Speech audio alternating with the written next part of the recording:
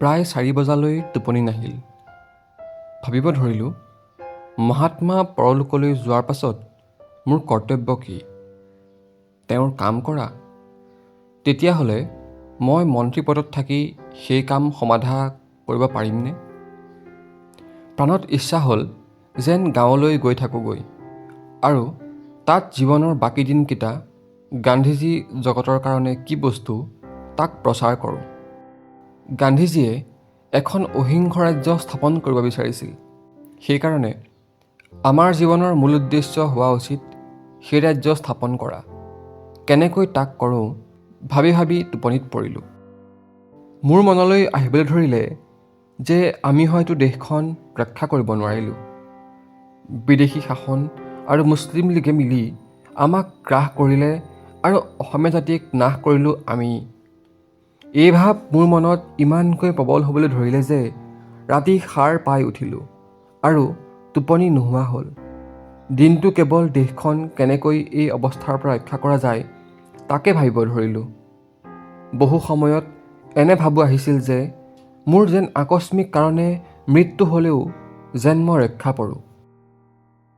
এই যোৱা বছৰতনো মই দেশৰ ভালৰ কাৰণে বা মানুহ জাতিৰ কাৰণে কি দান দিব পাৰিলোঁ?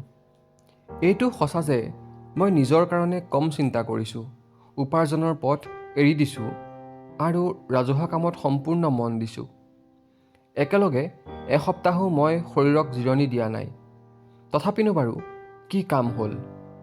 দেখাত অৱশ্যে কাৰ্যকৰী বিদ্যাৰ স্কুল এখন স্থাপন কৰাটো, কৰিব পৰাটো লেখত ল'ব লগা কামেই।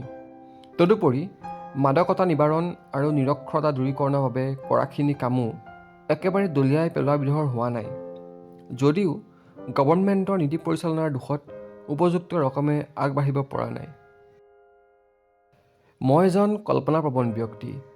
মোৰ হিয়াই সততে বিচাৰে কিবা গঢ়িবলৈ, কিবা নিৰ্মাণ কৰিবলৈ।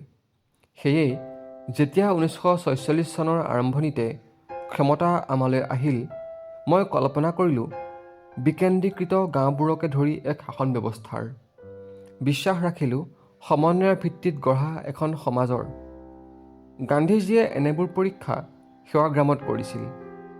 আমি মনস্থ কৰিলোঁ আমিয়ে যেন প্ৰথম প্ৰদেশ হওঁ এই পৰীক্ষা আগবঢ়াই নিয়াত। স্বাধীন অসম দৰাচলতে স্বাধীন হৈ থাকিব পাৰে যদিহে আমি গাঁওবোৰৰ উন্নতি সাধনত লাগোঁ। কাৰণ সেইবোৰেই হ'ল প্ৰশাসনৰ গুৰি, গাঁওবাসী প্ৰদেশখনৰ গুৰি, আৰু তাতেই আমাৰ যত্ন সমৰ্পিত হ'ব লাগিব।